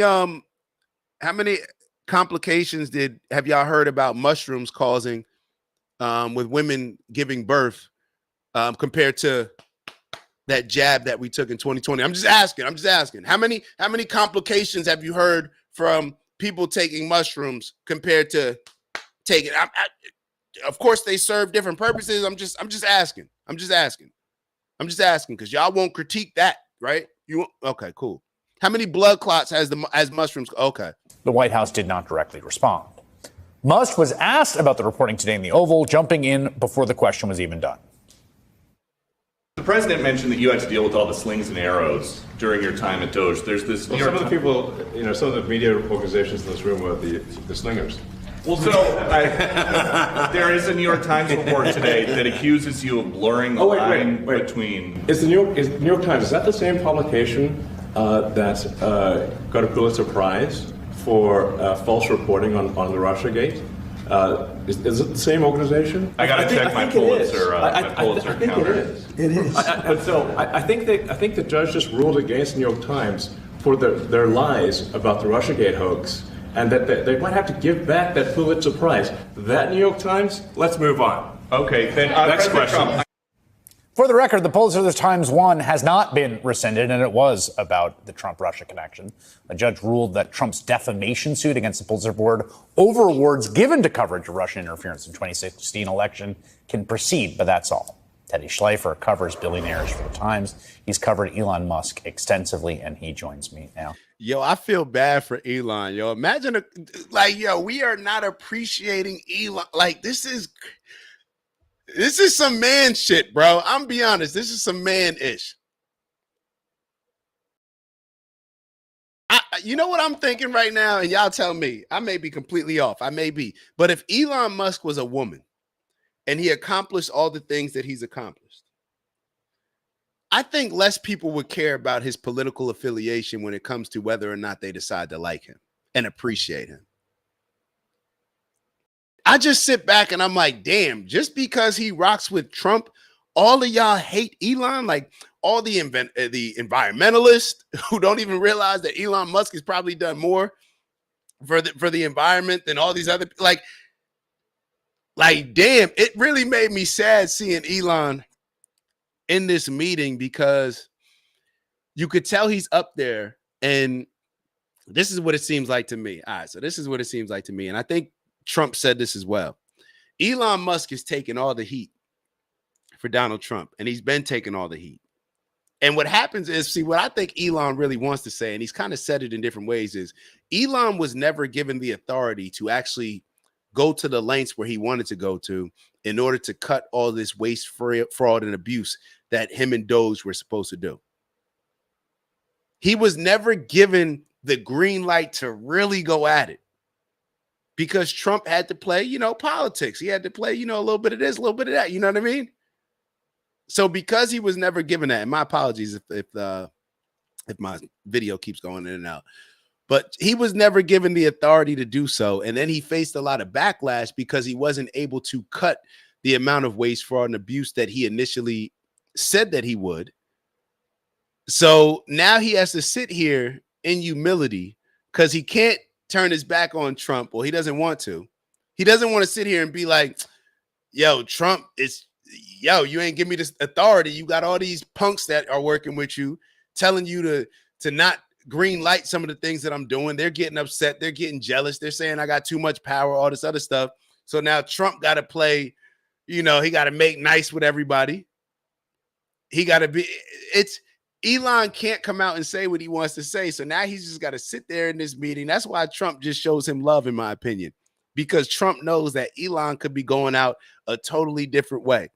Elon could be going out a totally different way. He's got the money. He's got the power. He's got all the energy to go out in a totally different way. He could go out firing shots at everybody. But instead, it's like, we still don't appreciate him. We still don't appreciate him. So it's crazy. It is crazy, bro. Elon is a treasure. He's a treasure. They don't appreciate you till you gone, man. They don't appreciate you till you gone. Let's get back to it. Teddy, I know it was your two colleagues that put this piece out today. You've been doing a lot of reporting on Musk and know him well and reported on him. I mean, I got to say, it was kind of, it was one jaw-dropping revelation after another, and I just kept thinking, this guy's life seems like a lot. There are multiple custody battles over children with multiple women. Yo, what is going on here? This is not what men do, bro. This is not what men do. Somebody's a winner. They go out there and win. And then you got, he cheats on his wife. He does this. He does drugs. He's not such a good person. This is not what men do, bro. This is extremely feminine, emasculated energy, bro. You're talking about him in custody battles? Elon can't, he's walking away from Doge, his role as a business person hired as a consultant to the president to get rid of waste, fraud, and abuse, which is something that I thought a lot of Americans would appreciate in this country.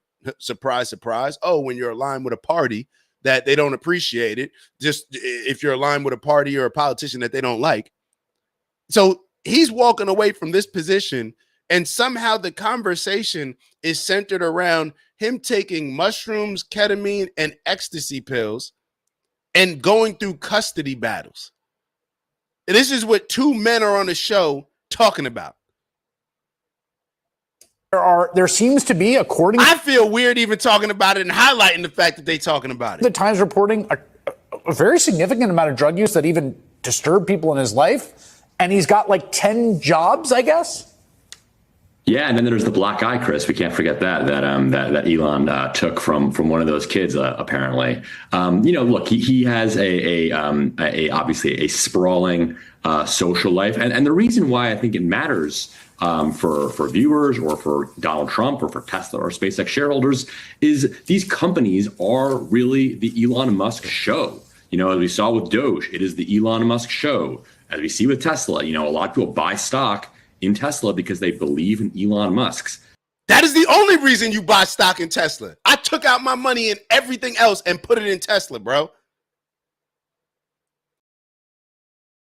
You get behind somebody like Elon, because even when things go down, it's only going to put more pressure. He's only going to put more pressure on himself to make it happen in the long run. Like, yo, people see, maybe this is maybe a reminder.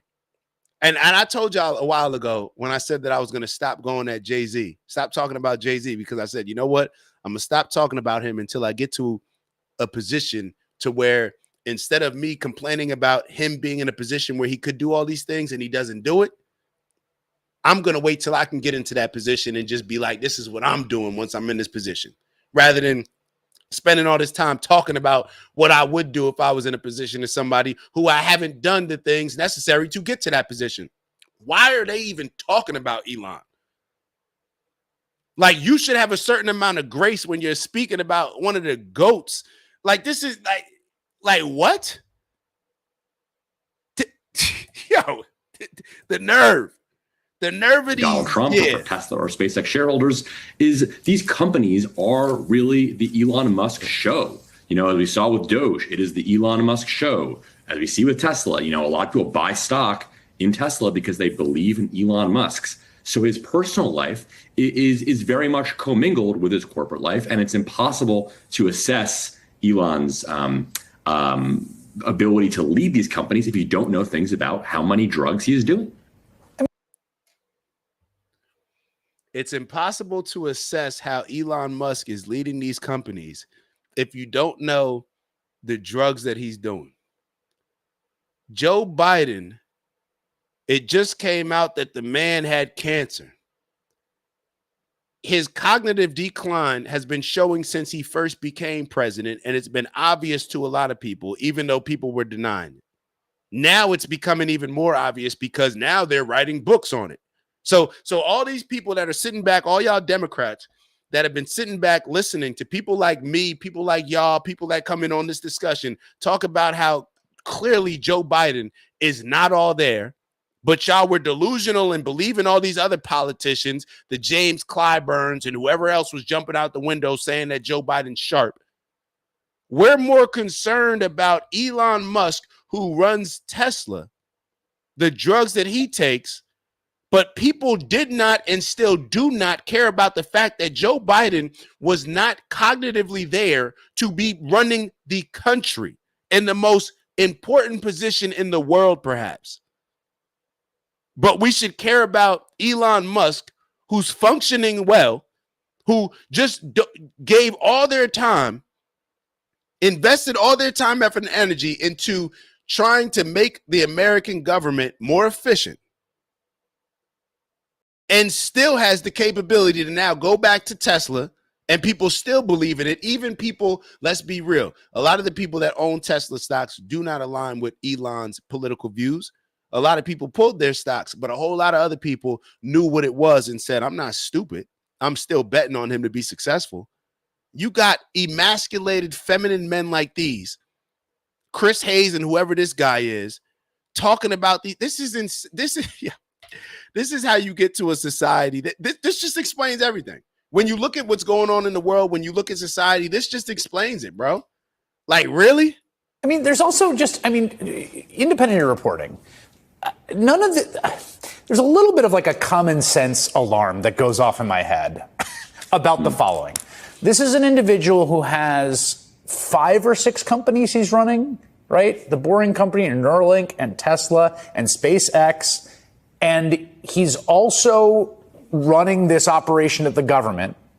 He's got a video game system installed in the office that he gets in the EOB while he's apparently taking a lot of drugs, and is managing a private life that involves like over a dozen children with multiple women. Like, at a certain point, it starts to feel like, can he really be doing all this? Actually, this is just haterism.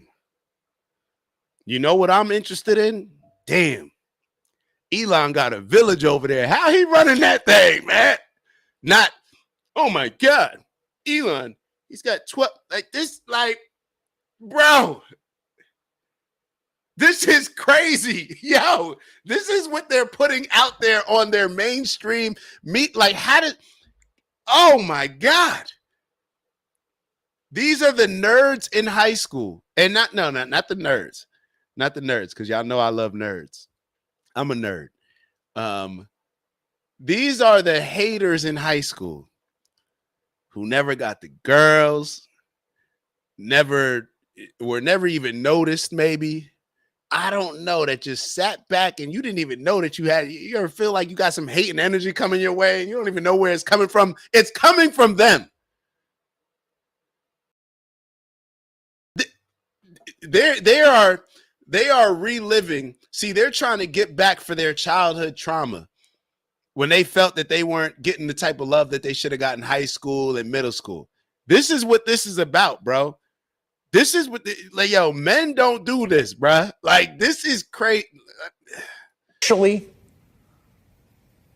Well, I mean, there's been some credible reporting that he's not even really playing the video game, so I think that's an important caveat here on the Elon Musk resume. That's the most damaging thing I say today. But look, I mean, Musk clearly is a believer that there's in the Messiah complex here, right? The reason why he got involved in the Trump campaign is because he believed that he could save Western civilization from the problems of illegal immigration and crime, and only he can fix it. He even said that if he lost in Wisconsin in that judicial race earlier this year, that American Western civilization would crumble. The reason why he is so overextended, I think, is related to the way he sees his role in the world, which is. We can't give that any more attention. We can't give that any more attention. So there was one shorter video that I wanted to show y'all, but we're not going to get into it too much. But I do want to show it to y'all before we move on, and then maybe we'll discuss it. I'll probably put up a video of it during the week, so you guys can tap into it. But I'll show you exactly what it was. I believe this is it. All right, let's bro, this is crazy. With energy like this, who wants to be a winner? Yeah, with all that energy like that, who wants to even be a winner anymore? Like, we're not showing love to winners. What's the whole point? Like, I thought, damn. It's a cold world, man. It's a cold world. All right, let's damn. This is wild. Damn, yo, this is how they treat winners. Oh, man. All right, let's get to this last video. To the controversy surrounding a transgender student athlete in the Inland Empire. Thank you for joining us. I'm Kathy Vara. And I'm Carolyn. Hey, hold up. Nah. Isn't it people your age that encourage all kids to get trophies? Nah, I think it's like our parents, maybe, or maybe I think it's around your generation, the parents of those kids that are probably about like 20, 30 right now. Yeah. It's them. It's those parents that, all kids deserve. And it's funny that you say that, because we're getting ready to get into this transgender student athlete conversation in California. But nah, I don't come from that trophy, the participation trophy generation. My parents were never on that. Now, my parents are older than a lot of maybe than other parents my age, some of the younger parents or other parents of kids my age, perhaps. I don't know, but maybe they're not. But I don't think it's that generation. I'm gonna be totally honest.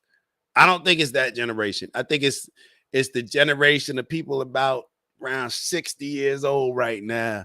Or I don't know. Y'all tell me. But this whole participation trophy, this whole everybody, yeah, nah. I didn't grow up in that, and I can't wait. I can't wait till I can't wait to have some kids, man, and I can just my kids aren't even gonna bring home a participation trophy, and if they do, it'll be one time. They know, get rid of that before you ever come in this. Like, and I'm talking as if I'm manifesting. I'm just manifesting. So don't sit here and start hating and saying he don't even have kids. He don't know. I'm just manifesting. Let me manifest. Let me dream. You feel me? Let me visualize. So when my kid comes home, they gonna know, oh, nah, I didn't earn that. I don't want that. Because the ones that you do earn, it's going to make you appreciate them even more. And it's going to make you appreciate the work that you have to put in to actually earn a real trophy. But let me not even get into all that, even though it directly relates to this topic that we about to get into with, I don't even know how these biologically born boys who are competing against women in sports even feel comfortable like standing on the pedestal as like you won something. Like, this is, it's crazy. It's crazy. To me, it's a mental health thing.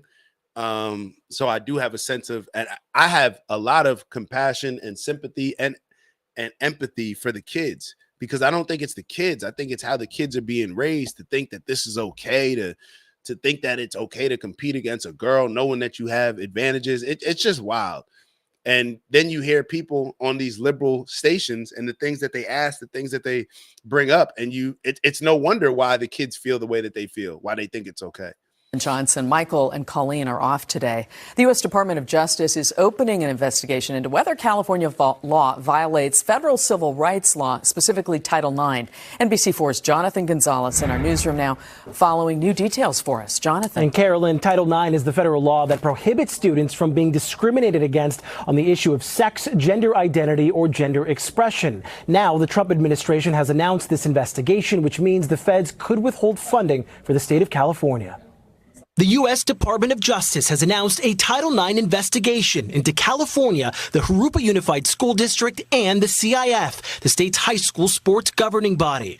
The investigation follows President Trump's threats to withhold federal funding for California after Jurupa Valley High transgender student A.B. Hernandez recently defeated biological girls to qualify for the CIF track and field state championships. That student is free to compete. Just not on the girls' team. Bill Asaley is the U.S. Attorney for the Central District of California. The case has caught national attention after the girls who came in second place in the two events Hernandez won have criticized the CIF for allowing Hernandez to compete against them. All these athletes work really hard, and I'm sure AB works hard too, but there are just certain genetic advantages that biological males have that biological girls don't. It is fundamentally unfair. Did you hear what this young lady just said? Why is it to the point, like, where are the adults? Like, how can a kid understand this? But this is the world that we're living in right now. This is the world that we're living in. Either you compete in your own category or you have to compete with your biological born sex in that category. It's one or the other. It's just not. Even Gavin Newsom came out and said, yo, it's not fair. But Gavin Newsom, you're the governor of California. Why don't you do something about it? Is the U.S. Attorney for the Central District of California. The case has caught national attention after the girls who came in second place in the two events Hernandez won have criticized the CIF for allowing Hernandez to compete against them. All these athletes work really hard, and I'm sure AB works hard too, but there are just certain genetic advantages that biological males have that biological girls don't. Is it any more complicated than that? It's not about hating a particular group. But see, and this is what happens when you keep it real with kids now, or when you keep it real with people who, especially people that aren't used to taking, especially people who aren't used to accepting accountability. A group comes to mind, but I'm not going to go there. When you tell people the truth who are not used to accepting accountability, then it creates a, oh, you're attacking me. Now they feel like a victim. Let's keep going. It's fundamentally unfair to allow biological boys to compete against girls. That's not my words. Those are the words of the governor of the state of California. So our position is consistent with his and Title IX. Governor Newsom came under fire earlier this year for saying on his podcast that trans athletes competing against biological girls was, quote, fundamentally unfair. But many trans activists disagree. When we talk about fairness, we have to ask ourselves, fair for who, right? Like, is it fair to exclude a young person who is following all the rules, showing up every day to train and competing with integrity simply because of who they are? No, it's not because of who you are. It's because of what you are. You're a biologically born man. This is insane. And this is the type of, what's crazy about it is, what I'm saying is controversial. This is one of those things where, as a Democrat, if you're a Democrat, you got to look at yourself. This should be one of those wake-up call moments. This is the side that the Democrats, you're supposed to be the party of democracy. Most Democrats, the voters, agree that biologically born men have an advantage over biologically born women, boys, and girls. The boys got an advantage over the girls. They don't think that girls should be having to play against biologically born boys. But the Democratic Party continues to push this. They continue to push this delusion for whatever reason. I don't know. Probably because they think that the benefits outweigh the negatives. And what do I mean by that? It's like when people do stuff with the black community. Democrats don't need to do anything for black people because they know black people are just going to continue to vote Democrat no matter what. Democrats feel that they can take their party as extreme as they want it to go, even though their party is very clear on this issue, saying that we don't align with y'all on this. We don't think boys should be competing against girls. But they'll still push it because they don't want to offend and risk losing the support that they may have from the LGBTQ community or the T community, whatever. We know we lump them all in one category when they're not the same, which if I was in that category, I would see as a bit offensive, but it is what it is. Cool. That's on them. And y'all know I always separate the group from the actual people, no matter who we're talking about. So this LGBTQ movement, because they're scared of offending that particular movement and disrespecting that movement, then they will move with delusion and continue to push something that not even their voters want.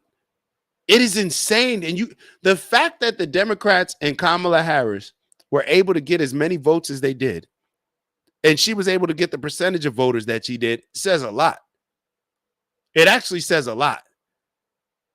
Because when you look at it, if it wasn't Trump, if it wasn't Kamala Harris, and you just wrote down the things that Trump on one end is pushing, the things that Kamala Harris is pushing, this thing wouldn't even be close. Let's keep going. Meanwhile, the CIF has announced it will now allow the second-place finishers to compete at the state championships and will now score in 3 categories: biological male, biological female, and if necessary, transgender students. Asaley says they'll take a close look at that decision. If there's going to be a new category formed, we'll take a look at that. We'll see how that plays out. But we want to see that girls are protected. And that's why Title IX was made. Now, we have made efforts to reach out to both girls who came in second place to Hernandez. We did hear back from the... But it's not enough, though, just when it comes to giving people awards, in my opinion. And I'm going to tell you why. I'm going to tell you why it's not enough. Because in a competition, let's say like a long jump or a triple jump, okay, that's one thing where even if the biologically born boy is competing against the girl and the girl knows that, okay, well, I'm still gonna, we're not in the same category competing against each other. So even if they do better than me, even though we are competing against each other, but if they do better than me, I still get first place trophy. That's corny anyway, but that's one thing. But when it comes to, let's say, 100-meter dash, when you're talking about the sprints, 200 meters, all these different races to where you're actually competing at the same time, where it's not the high jump, it's not the shot put.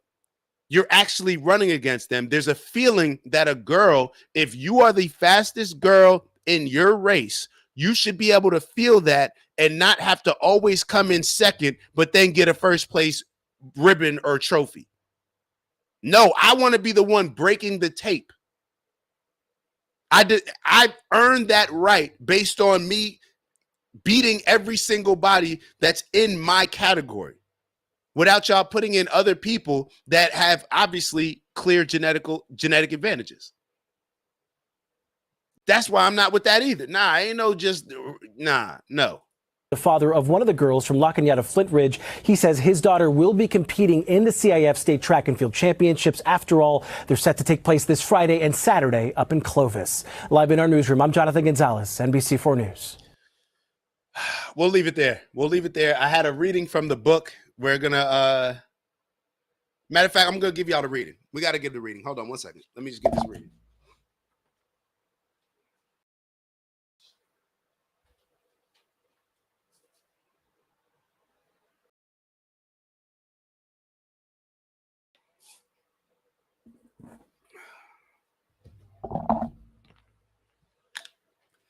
I want to finish y'all off with this. So it's important.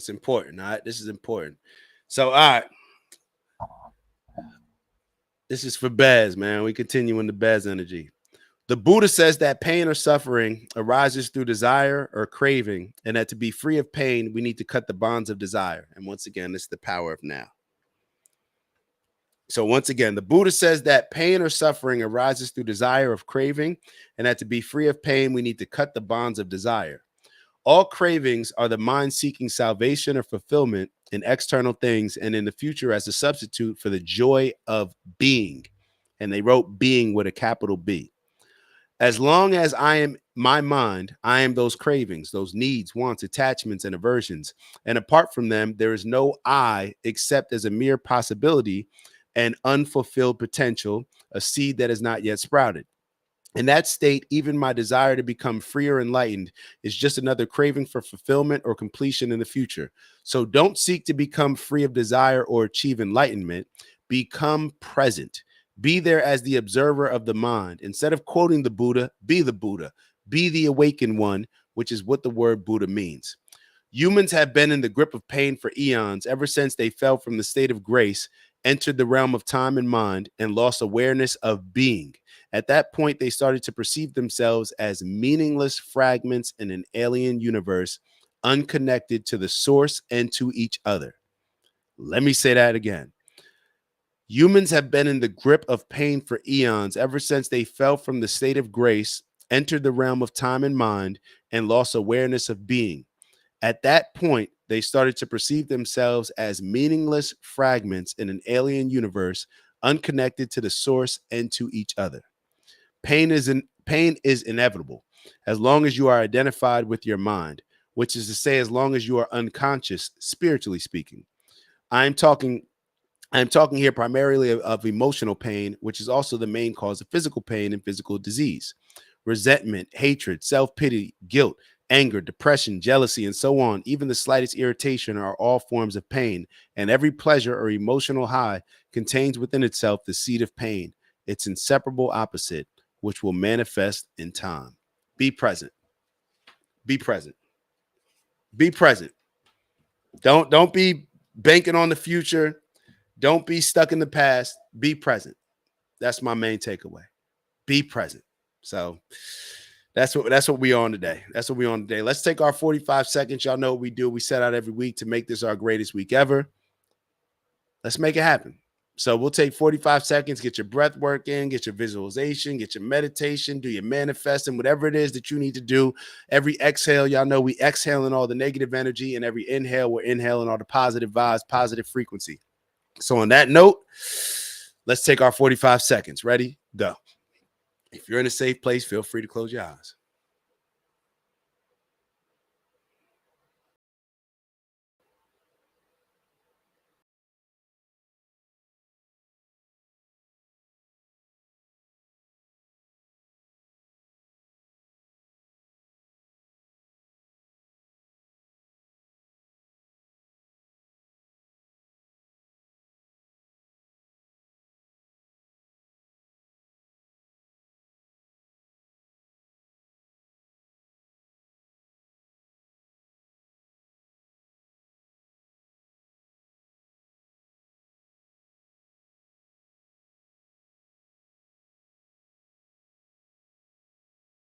All right, one last exhale, exhaling all that negative energy out. Inhaling positive vibes. Smells good. Life is good. Food tastes good. The people are smiling. Everything is everything. Everything nice. All right. Y'all know what it is and what we come here to do. Elevate on purpose, both from an intentional standpoint, raising our standards in order to become the best leaders we can become, and in order to become the people we need to become to accomplish these outlandish goals, right? Outlandish. We don't want to set any regular goals. The things that are hard to attain, that's what we strive for, because we are willing to put the time, effort, and energy, and we understand that life is give and take. We're willing to give before we take. All right. So, and even give after we take. So let's just keep building, let's keep growing, and let's keep moving towards that purposeful abundance that we always talk about, and making the impact on the world, being our personal legend. All right, so onward and upward, strength and honor. Y'all know what it is. Get to that bag. Get to that bag. That's what's going to keep us aligned with that purpose that I just discussed. What's in your bag, you got to decide based on, I know they said avoid the desires, but based on just who you want to be. Let's change that. Not based on the things that you want to attain or who you want to become, who you want to be. All right. Let's focus on who we want to be and use that to determine what's going to be in our bag and the things that we are making sure we're collecting along the way, or at least just keeping us aligned with us being that person that we want to be. I said a lot, but y'all understand what I'm saying. All right. What's in my bag? Peace, love, happiness, health, wealth, and in everything we do, integrity. All right. So on that note, appreciate y'all. Joy, I see you. Thank you always. Peace and blessings. Thank you always. When was always to all peace and blessings. Okay. Bet. The sun is always shining in Florida. Unc, you know what it is. Honest. Shout out to big bro Brandon. Said have a blessed day. The greatest strength of the Buddha was the present of not being present. Will it be praised? All right. Let's keep it moving. On that note, I'll see y'all soon. Y'all have an amazing day. Like, and subscribe on your way out if you haven't already. And on that note, I'll see y'all soon. Be blessed.